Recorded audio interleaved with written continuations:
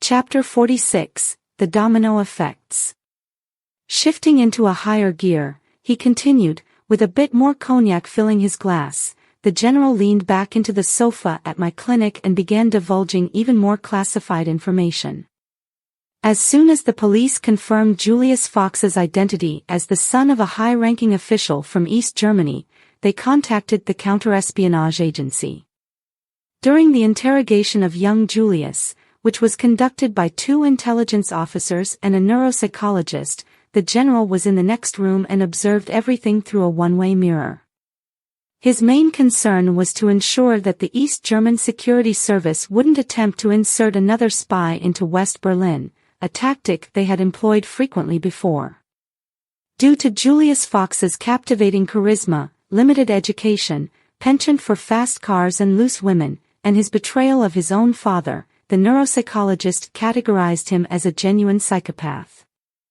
The interrogation team, under the general's watchful eye, concluded that Julius Fox had acted on his own, in isolation. They also verified the legitimacy of the stolen documents. However, they were equally convinced that these documents held no substantial value. They amounted to just a handful of papers containing only theoretical musings. Yet, the young Julius remained steadfast in his determination to amass a fortune from them. Intrigued, Azer inquired, by selling them. The professor met Azer's gaze and posed, "Can you guess the subject matter of the report?" Azer considered before replying, "Was it related to the Arab countries?"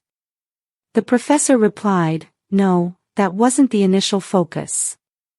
The classified report labeled The Domino Effect was centered on the Prague Spring. The task given to Konrad Fuchs was to analyze the political events during the 1968 Prague Spring, as requested by East German authorities. The aim was to determine if the political turmoil in Czechoslovakia might have a ripple effect on other East European nations. His unexpected conclusion was that this was quite likely, contrary to what the East German authorities had anticipated. As a result, Konrad Fuchs discreetly stored the report in his private archive at home, accessible to his son Julius. Continuing, he added, the general then assigned agents to monitor Julius Fox closely, fearing he might turn into a double agent. They followed him to the American and English embassies in Berlin, where he attempted to sell his father's report.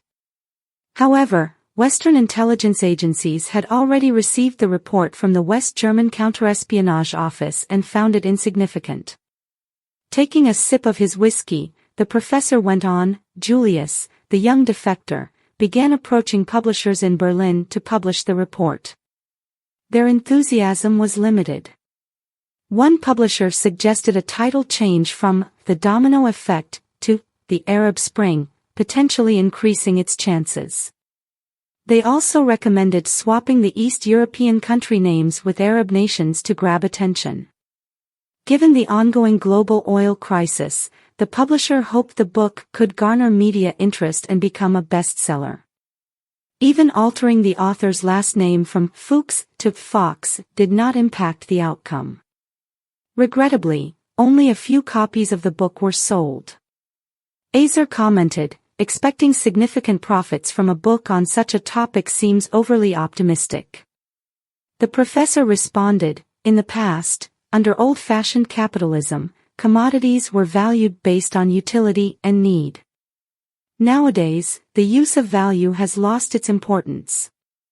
Marketing reigns supreme. As that soft drink slogan goes, thirst is nothing. Image is everything. It's not about necessity, it's about getting as much money as possible out of the buyer's pocket. He continued, Julius Fox promoted his book through university visits and peace marches. In that period, he hatched a scheme to have oil-rich Arab countries like Kuwait, Iraq, and Saudi Arabia finance his book. Suddenly, General's agents noticed Julius living lavishly, driving expensive cars, frequenting high-end establishments, and even renting a penthouse for non-stop parties.